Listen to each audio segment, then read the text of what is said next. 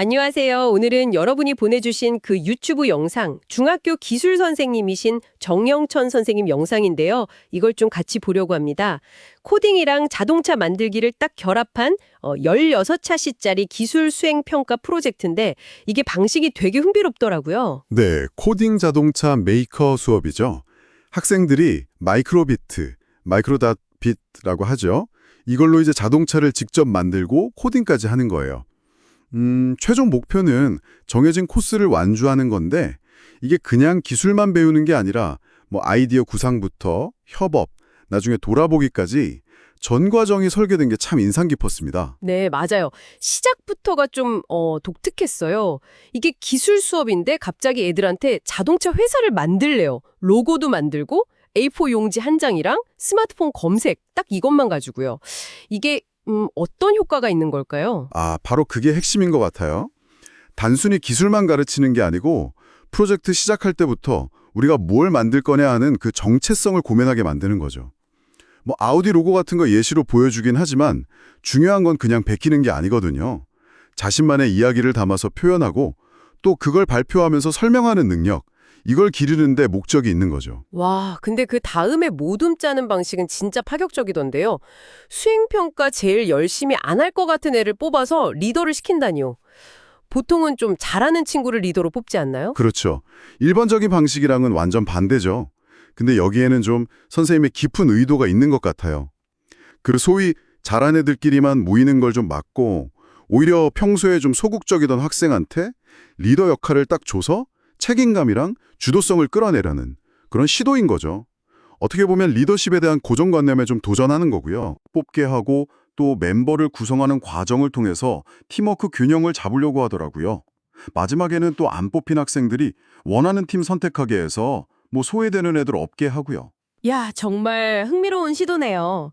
그렇게 팀이 딱 짜이고 나면 역할, 뭐 리더, 기록자, 디자이너, 엔지니어 이런 걸 나누고요. 팀 로고랑 디자인 확정하고 팀별 포트폴리오 웹사이트, 그 OPP라고 하셨죠? 오픈 포트폴리오 프로젝트. 이것도 만들기 시작한다고요? 네, 맞아요. 그 OPP라는 게 일종의 공개된 프로젝트 기록 보관소 같은 거예요. 팀 아이디어부터 제작 과정, 최종 결과물까지 전부 다 투명하게 기록하고 공유하는 거죠. 열린 공간처럼요. 그리고 이때 선생님이 최종 목표, 그러니까 마이크로비트 2개로 코스 완주하는 거. 하나는 조종기, 하나는 자동차 두뇌 역할. 이거랑 평가 방식을 명확하게 알려줍니다. 재활용 틈 쓰는 것도 권장하고요. 그 평가 방식 중에 도전 기회는 무제한이고 최고 점수만 인정한다는 점도 되게 인상 깊었어요.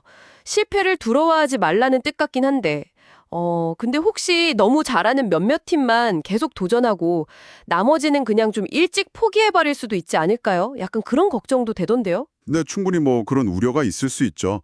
근데 이 방식은 결과 자체보다는 그 과정에서의 끈기나 문제 해결 노력을 더 중요하게 본다는 메시지를 주는 것 같아요. 완벽한 결과물을 한 번에 딱 내놓는 것보다 계속 시도하고 개선하는 그 경험 자체에 초점을 맞춘 거더라고요. 그렇군요.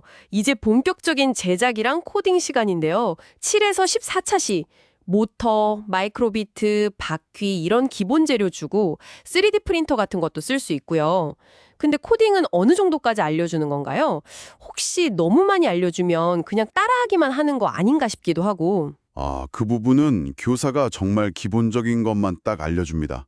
마이크로비트 2개가 서로 라디오 통신, 그러니까 무선으로 신호 주고받게 설정하는 법, 그리고 버튼 눌러서 모터 전진 후진시키고 속도 조절하는 딱 그 정도까지만요.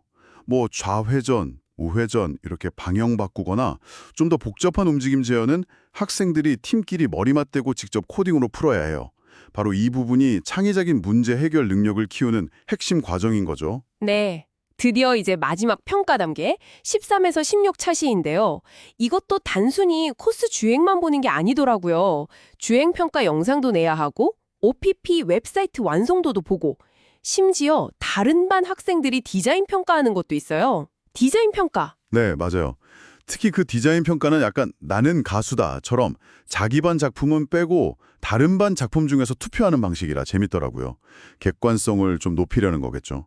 하지만 진짜 제일 독특한 건 마지막에 하는 자기 평가랑 동료 평가요. 아, 그 선생님이 고해성사 같다고 표현하신 그 부분이요. 팀원끼리 기여도를 솔직하게 다 이야기한다는데, 와, 근데 그게 정말 다 솔직하게 말할 수 있을까요?